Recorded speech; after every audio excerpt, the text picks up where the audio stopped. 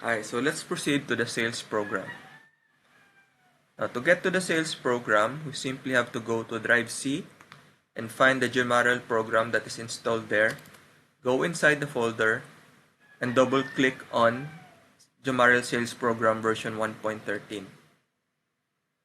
So sometimes it will ask you to enable content and just click enable content whenever it asks for enable content, because that is needed in order for the programs to run.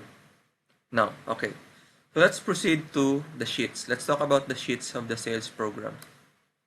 We have 3 sheets here, but we can ignore the usage guide. We will focus only on the menu and the sales. The usage guide is obsolete, and this video will replace that usage guide. Okay, so let's proceed to menu. So the menu sheets will be the sheet that you want to be in whenever you want to search for products, add sales, for those kind of things. And the sales sheet will be the sheet that contains all the previous sales that have not yet been updated in the product list. That's all the previous sales so far. Okay, so let's talk about searching. Now, in order to search, you go to the menu page, a menu sheet. And then you can search by product name, or by category, or by product code. When you want to search by product name, you can just type the name here in the text box. For example, you want to find Grand Cement, so we just type Grand, and it will show you Grand Cement. There are details here, so you can see that we are selling Grand Cement for 250.01 pesos, and we have 79 stocks left. It belongs to the Concrete Works category, and the product code is 101001. Now, if you want to search for nails, but you don't know what kind of nail, you can simply type nail, and then you can see all the kinds of nails here. Now you can just choose which kind. You can also see the corresponding stocks. Now, if you only know the category, you can search by category. For example, you want to look for Grand Cement, but we don't know its name, but we know that it belongs to the Concrete Works category. We can choose Concrete Works, then search by category, and here we have all the products under the category Concrete Works. One of them is Grand Cement, the one that we need. Now, searching for product code, well, we simply have to type the product code. For in this case, we have the product code of Grand Cement. So if we search by product code, we should show Grand Cement only. There, and it shows Grand Cement only. So in this way, we can get a quick overview of our stocks and the details regarding our stocks when we want to sell them. When we want to describe the stocks to our potential clients. So that's how you search in the Gemarel sales program. Now let's talk about quick add sales. Now if you want, let's say you want to add a product into the sales. Someone bought Grand Cement, for example. So you only need to click Grand Cement here. So click Grand Cement, and then click Quick Add Sales.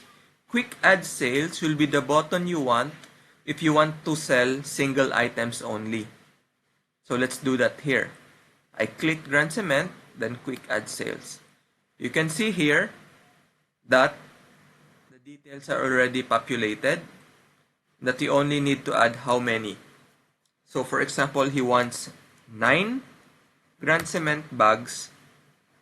You put 9 there, and then sold to, let's say, me, Jobs, and the order number. The order number should not be blank.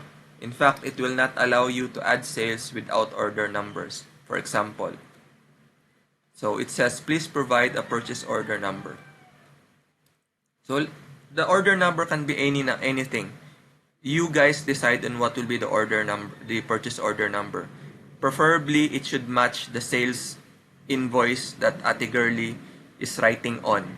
Itong mga papel nga ginahatag niya sa kliyente or sa kinsaman. Kamo na bala mag-decide dun sa ang gamiton. So in this case, I'll just use test OR. So add sales. So that sales has been added already. And you can see 79 pa rin ang stocks ng Grand Cement kasi hindi pa na-refresh. So if you refresh it, for example, search ko ulit by product code ng Grand Cement, 70 na lang siya. So nabawas na ang katong 9 na gipalit.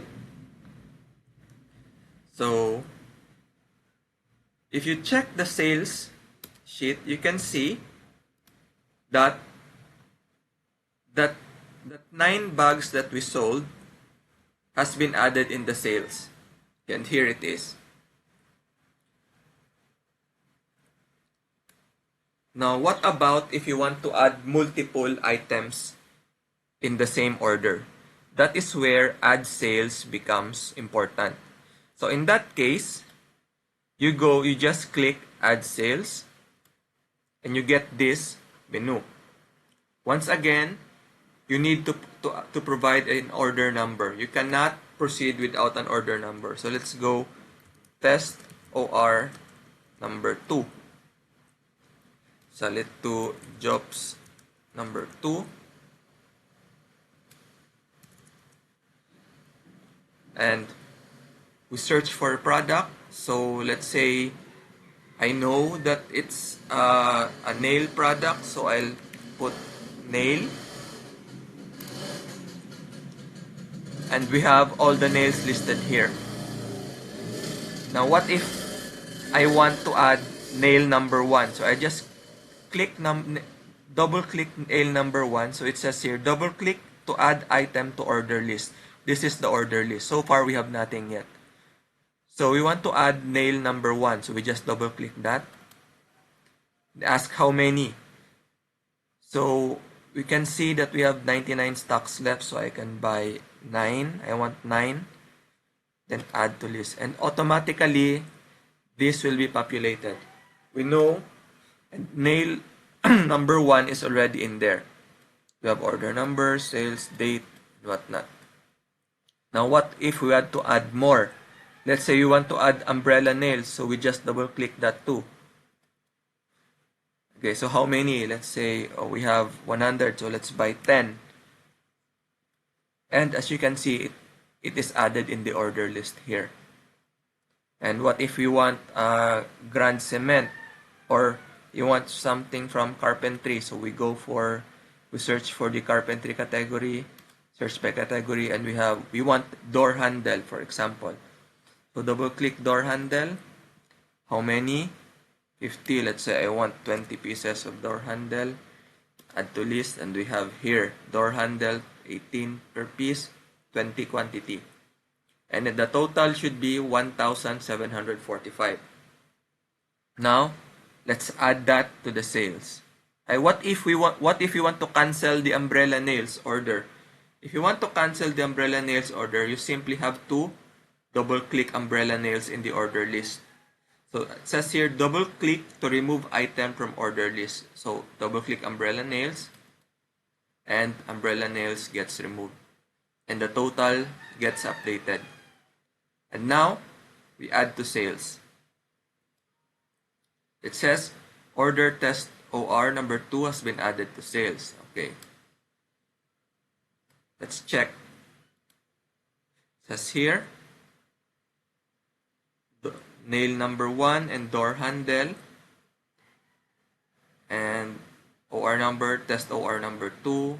So it's here in the sales. So that's how you use the Jomarel sales program.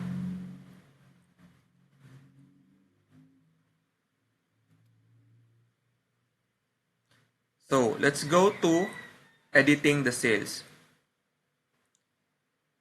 What if we decided to edit the sales? For example, even if nadagdag na nato siya dire, gusto pagid i-cancel pagid kay nag-change ang mind sang empleyado ay sang kliyente. Last minute na ni siya. Kung kailangan gid i-edit dire, napatay option, which is basically to try to delete this record here. Now, take note, diliin mo na siya basta-basta ma-delete. Kaya nakalock ang sheet. Awa. See? The cells that you are trying to change is protected and therefore read-only. So, if you want to delete this, you have to go to the Review tab, Unprotect, then type the password that you need,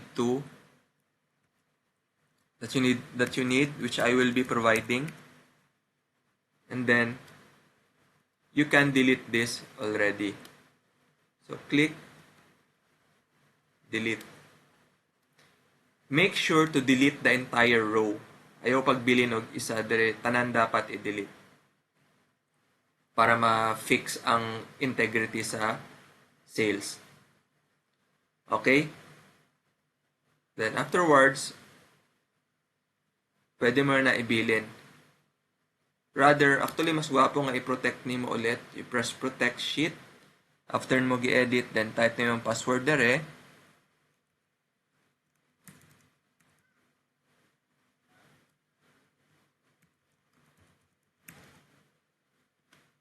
And once again, protected na sad ang sheet. So, di na sad mo ma-delete. Wala na sad kay delete option. Ay protected na siya ulit. So, this is a last minute emergency lang gid ni siya. Dili ni siya dapat nato ginabuhat unless kailangan lang gid. Preferably diri pa lang sa add sales maka-decide na ka, or diri pa lang sa pag-add sa mga sales ma-decide na nimo nga dili siya kailangan. Okay? So that's it for the sales program.